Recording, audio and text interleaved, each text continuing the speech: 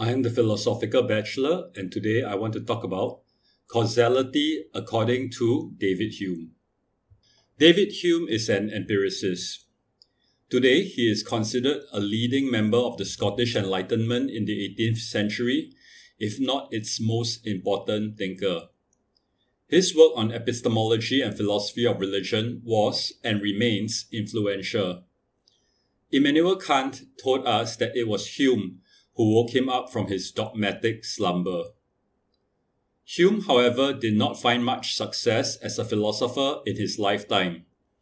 He was better known then for his work as a historian.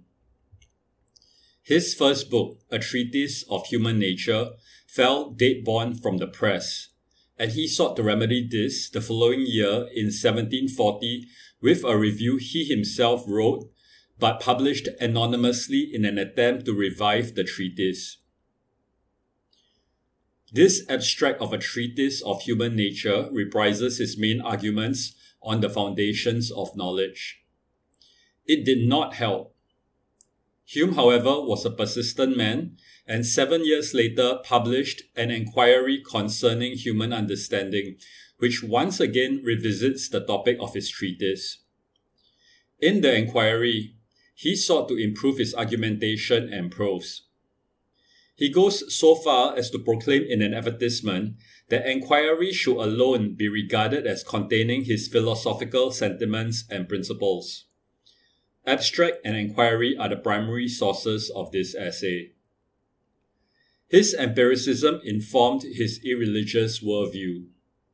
I had dealt with his later works on the philosophy of religion, the natural history of religion, and dialogues concerning natural religion, which were viewed as veiled attacks on religion, specifically Christianity. He was aware of the ramifications of such attacks, and hence chose to publish dialogues posthumously. Despite his great contributions to philosophy, he was passed over twice for academic positions because of his alleged atheism. But all that biography is to simply inform my readers that Hume was a man on a mission, after the truth, and one who is not stopped by failure or even persecution. He is not one who grants what is conventional the status of truth. He questions what may even seem to be common sense and shows it not quite to be what we have thought it to be. Hume tells us that empiricists believe there are only two sources of evidence: reason and experience. From this follows that there are only two forms of knowledge: relations of ideas and matters of fact. Relations between ideas do not require empirical confirmation. Though there never were a circle or triangle in nature, the truths demonstrated by Euclid would forever retain their certainty and evidence, he writes.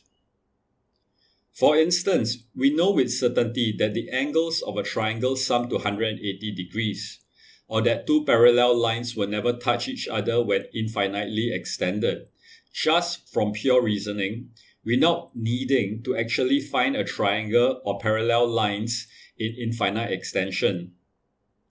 Besides, neither exists in the physical world. Relations of ideas are governed by logic. Relations of ideas are hence well suited to deal with quantity or numbers. What opposes its findings are called contradictions. There can be contradictions to the truths from relations of ideas, which are then false.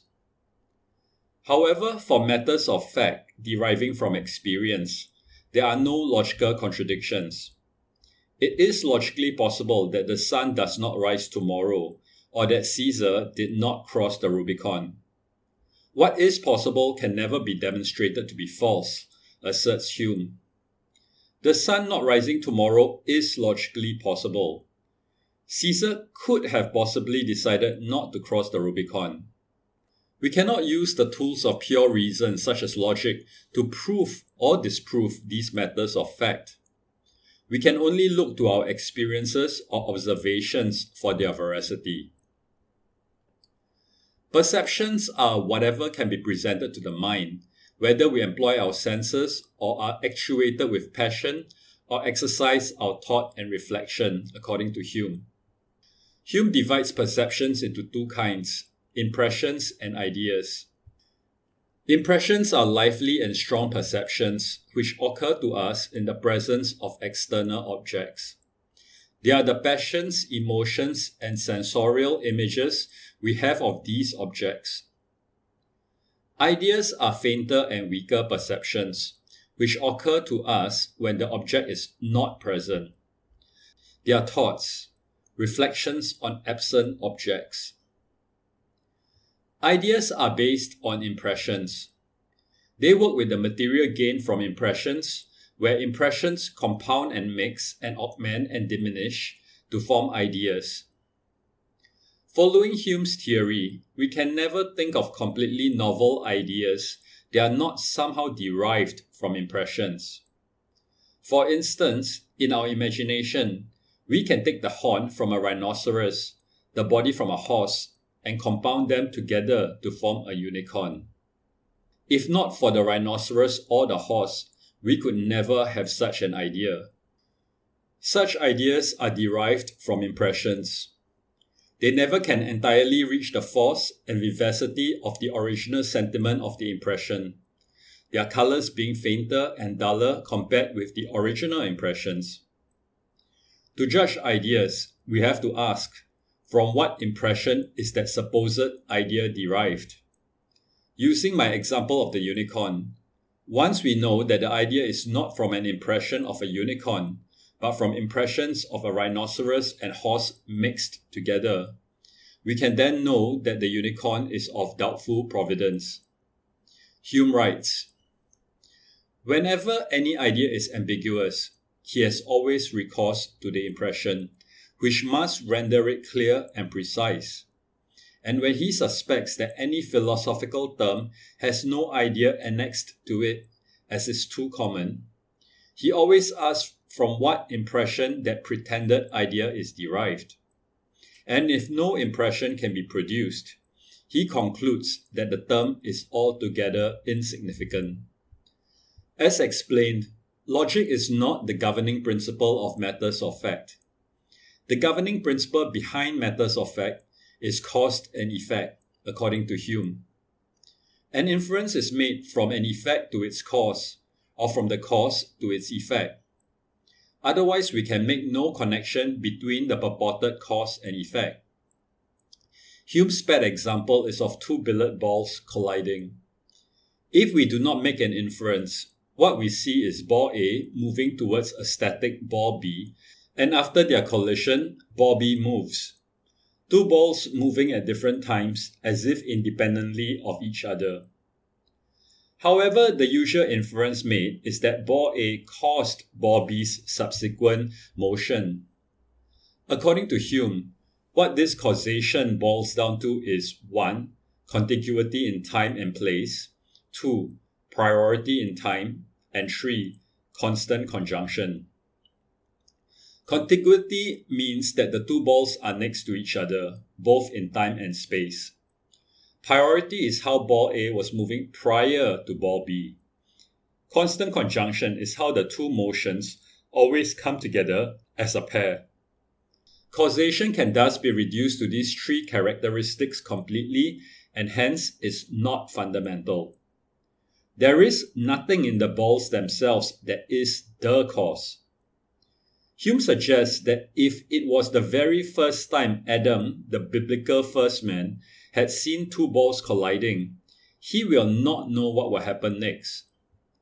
Hume explains that this is because the mind can always conceive any effect to follow from any cause. Ball B may have remained motionless. Ball A may have come to a complete stop. It may have shattered. Ball B may have shattered. We can imagine all these outcomes. These possibilities are not logically impossible. Pure reason is unable, from logic alone, to figure out what will happen. Whatever we conceive is possible, at least in a metaphysical sense. But wherever a demonstration takes place, the contrary is impossible and implies a contradiction. There is no demonstration, therefore, for any conjunction of cause and effect, he writes. We can conceive only what is logically possible. For instance, we are unable to imagine a square circle. What can be proved using pure reason, that is, logic and its derivatives such as mathematics, will definitively tell us what is possible. What falls outside of this possibility is impossible, a contradiction. However, for cause and effect, there is no such proof using reason alone. That is because cause and effect belongs to the domain of matters of fact, not of relations of ideas. How we know the effect to a purported cause, hence, is not through reasoning, but through custom, that is, through habit. We are used to seeing a ball move after another ball has hit it. We have seen something similar multiple times before. A stick hitting another stick, a foot hitting a rock, a soccer ball hitting another soccer ball, even if we have not seen a billiard ball ever before. In these experiences, the second object moves after the first object strikes it. Hence, from these experiences and an assumption that the course of nature will continue uniformly the same, that the future must be conformable to the past, when we see billiard ball A hit ball B, we expect B to move. This expectation arises not from our use of reason, but from custom, habits we have developed from seeing the conjunction of similar objects, actions, and reactions. The evidence is not based on reason, but on experience. We do not know why when A hits B, B moves, to believe that B will move. What distinguishes belief from an idea is not some additional idea, but a feeling. A belief feels different from a mere reverie of the imagination. Belief renders the idea stronger and more lively. A reader schooled in the science, even at the elementary level, may be wondering, but we do know why ball A is the cause of B's motion. It is the transmission of energy from A to B. Hume anticipates this. But he asks us to consider what we really do know about energy or matter or such concepts when we talk about them, as if they are concrete facts. Going back to what he said are the sources of evidence, they must come from either reason or experience. The concepts of energy and matter do not come from reason. If we consider our ideas of energy and matter and trace back from what impressions those ideas are derived, they come from the custom of cause and effect. They certainly do not come from reason, since they are not of that kind amenable to logical relation. Hence, we cannot explain cause and effect from our ideas of energy and matter, since they come from cause and effect, leading to a circular explanation. Where does this leave us? Hume surmises. No matter of fact can be proved but from its cause or its effect. Nothing can be known to be the cause of another but by experience. We can give no reason for extending to the future our experience in the past, but are entirely determined by custom when we conceive an effect to follow from its usual cause. But we also believe an effect to follow, as well as conceive it. This belief joins no new idea to the conception. It only varies the manner of conceiving and makes a difference to the feeling or sentiment. Belief, therefore, in all matters of fact arises only from custom and is an idea conceived in a peculiar manner. Cause and effect are, contrary to popular belief, not a necessary relation, where if an effect is observed, the purported cause must necessarily be there to cause it, or if a cause is present, the effect must necessarily follow. Essentially, the relation of cause and effect, while central to the empirical sciences, arises not from a logical necessity, but from experience. Hume does not see this as a bad thing. He writes, "This operation of the mind by which we infer like effects from like causes and vice versa is so essential to the subsistence of all human creatures it is not probable that it could be trusted to the fallacious deductions of our reasons, which is slow in its operation, extremely liable to error and mistake. It is more conformable to the ordinary wisdom of nature to secure so necessary an act of the mind by some instinct or mechanical tendency, which may be infallible in its operations, may discover itself at the first appearance of life and thought, and may be independent of all the laboured deductions of the understanding.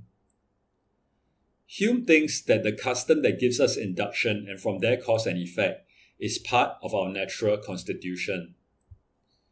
In addition, we are unable to get to the final cause since all we can know about a cause is from its effect and vice versa.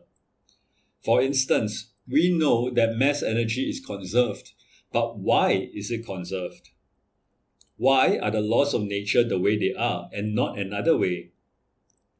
Laws of nature are only laws because repeated observations of the same causes almost always give the same effects. If we try to draw more conclusions beyond that, we will be overreaching. Hume is not saying that we cannot explore further into the fundamentals of nature, but he is saying that these explorations need to be grounded in experimental confirmation. I imagine he must hate superstring theory if he knew of it, since it cannot be experimentally verified. The final sentences from his inquiry read, if we take in our hand any volume of divinity or school metaphysics, for instance, let us ask, does it contain any abstract reasoning concerning quantity or number?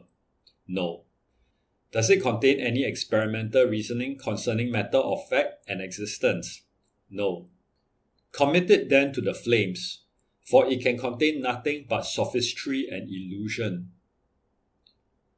Other than the use of reason corresponding to relations of ideas and experience corresponding to matters of fact, there are no other ultimate sources of knowledge. To think otherwise is delusional. Hume is, however, not denying that there exists cause and effect. He is merely saying that causality is not what it is often thought to be, a form of logical relation. It belongs to the realm not of relation of ideas, which is where logic reigns, but to the realm of matters of fact, where experience reigns. And that is just fine for Hume, since he is an empiricist. He thinks that for many concepts, the only evidence we can have is from observation, from experience. We will not be able to use reason alone to arrive at those concepts. Instead, we need to marry experience with logic to then progress in our ideas, which constitute our knowledge. 3 principles connect ideas derived from experience: resemblance, contiguity, and cause and effect. We may not be able to get closer to final causes. Those may be beyond the limits of our knowledge. Thank you for listening to the Philosophical Bachelor.